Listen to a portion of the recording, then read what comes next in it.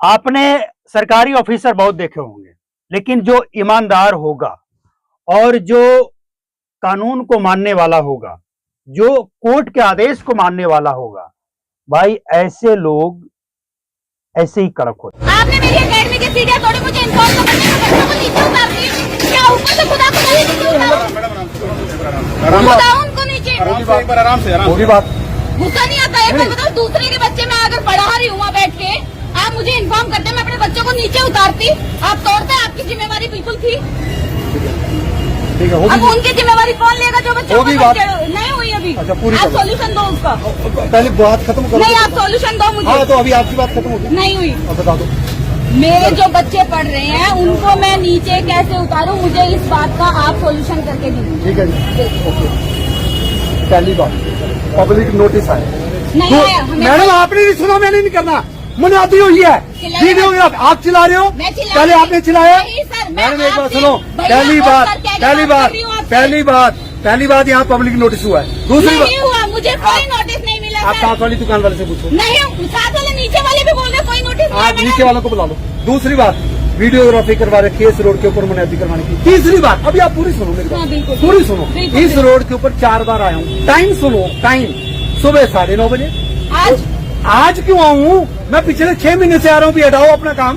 मतलब इसका मतलब ये है मैडम, मैंने पब्लिक रोड का नोटिस नहीं देना। पब्लिक रोड के ऊपर अगर कोई सीढ़ी है, अगर रैंप है, अगर कुछ बना रखा है,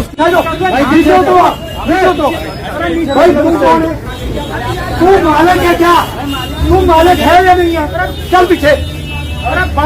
तू कौन होता है पूछने वाला? सर ये रोड कैसे सड़क पे है और कैसे गवर्नमेंट लैंड पे है?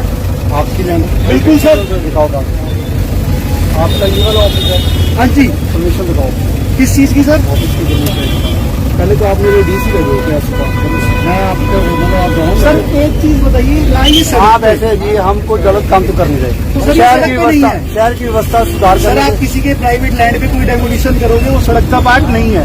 आप सड़क के अतिक्रमण को हटा रहे हो। आपको क्या पता मैं क्या हटा रहा हूँ? सर आपकी वही ट्रेंड चल रहा है, वही सोशल मीडिया पे चलो, वही सोशल मीडिया महकमों का नोडल ऑफिसर हूँ। अब आप सर आप एक बार सुनो। हाँ जी, आपके ये वाले ऑफिस से आप खाली कर लो जी, ये सील करेंगे क्योंकि मैं नोडल ऑफिसर हूँ। एजेंसी भी नोडल ऑफिसर सील करेंगे। सर हमारे पास कोई नोटिस नहीं आया। नोटिस नहीं जो 900 मीटर में खाली, अब तोड़ भी सकता हूँ बिना नोटिस के। बिना नोटिस के मैं रूल ज्यादा सुनाने आ गया तो मेरे टिप्स पर है रूल। मेरी पढ़ाई लिखाई पूरी है, मेरी पढ़ाई लिखाई पूरी है। एक बोर्ड तोड़ने के कारण आप हमारे 10 मिनट के लिए एक शहर की व्यवस्था ठीक करने के लिए बीच में बाधा डालोगे। इससे शहर की कौन सी होएगी सही? कौन सी बिगड़ रही है? होएगी सही। इससे बिगड़ कौन सी रही है? तुम नहीं बताओगे इससे क्या बिगड़ रहा है? बिगड़ रहा है कहाँ से? ये सड़क, इसका मतलब ये है सड़क की बाउंड्री। तुम्हें क्या पता? नाला सर दिख रहा है, सर दिख रहा है सर, तोड़ो सारा। भाई पीछे हो जाओ। हेलो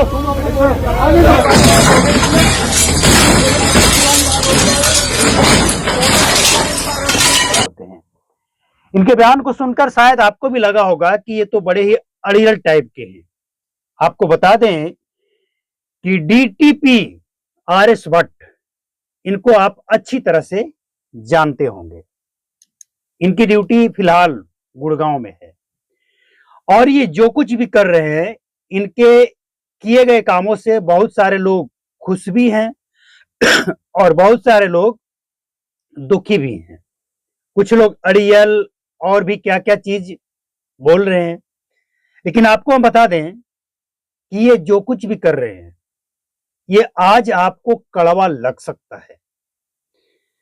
आपने देखा होगा कई ऐसे शहर जहां की सड़कें कभी 20 फीट चौड़ा हुआ करता था, आज वो सड़क 7-8 फीट में सिमट कर रह गया है। कुछ लोगों ने घर बना लिया, कुछ लोगों ने अगर घर नहीं बनाया तो घर के आगे जो दुकान है या मकान है, उसके आगे अवैध कब्जा करके सड़क को ब्लॉक कर दिया है। तो ये कोर्ट का आदेश है और ये तो हटना ही चाहिए। भले ही आज आपको तकलीफ हो, लेकिन आगे चल के ये फायदेमंद साबित होगा। लेकिन इन सब से ऊपर एक होता है इंसानियत। बहुत से लोग ऐसे हैं जिनके पास एक दुकान के सिवा, एक ठेले खोमचे के सिवा परिवार को चलाने के लिए दूसरा कोई उपाय नहीं है। अगर ऐसे लोगों को आप पहले जगह ना देकर और उजाड़ देंगे तो ऐसे परिवार कहां जाएंगे।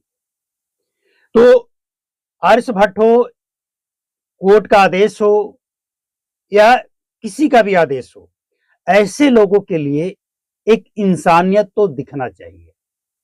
लेकिन ऐसे एक दो व्यक्ति मिलेंगे और ऐसे हजारों लोग मिलेंगे आपको जो अवैध कब्जा करके अपने आप को बाहुबली साबित करने के लिए वो किसी से भी भिड़ जाते हैं। तो पहली नजर में आपको ये नुकसानदेह, अड़ियल, जो शब्द आप कहना चाहते हैं कह सकते हैं आरएस भट्ट के लिए, लेकिन फायदेमंद साबित वहां के लोगों के लिए ही होगा ये। अरे ये तो आएंगे जाएंगे, आज इनकी ड्यूटी गुड़गांव में है, कल कहीं और होगा, परसों कहीं और होगा, ये तो चले जाएंगे, लेकिन जो काम ये करके जाएंगे उसका फायदा वहीं के लोगों को होने वाला है।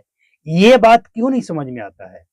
अवैध कब्जा एक बहुत बड़ा, मतलब इस देश के लिए, पूरे देश के लिए अवैध कब्जा एक बहुत बड़ा अभिशाप है।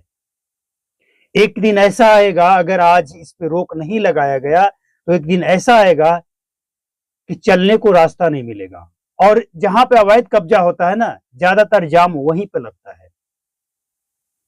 हाँ, कुछ ऐसे इलाके भी हैं जहां पे अवैध कब्जा नहीं है फिर भी जाम लगता है। तो सरकार को ऐसे जगह पे भी ध्यान देना चाहिए, और ऐसे जगह पे भी ध्यान देना चाहिए जहां पे सरकार की कमियां हैं, चाहे वो नगर निगम हो या कोई भी हो, जिसकी भी जिम्मेवारी हो, उसकी कमी है, उसे भी देखना चाहिए, उसे भी दूर करना चाहिए। तो ये अवैध कब्जा वाला जो मामला है, और ये बुलडोजर चलाना, सफाई अभियान चलाना थोड़ी देर के लिए तकलीफ हो सकता है, लेकिन लॉन्ग टाइम के लिए ये फायदेमंद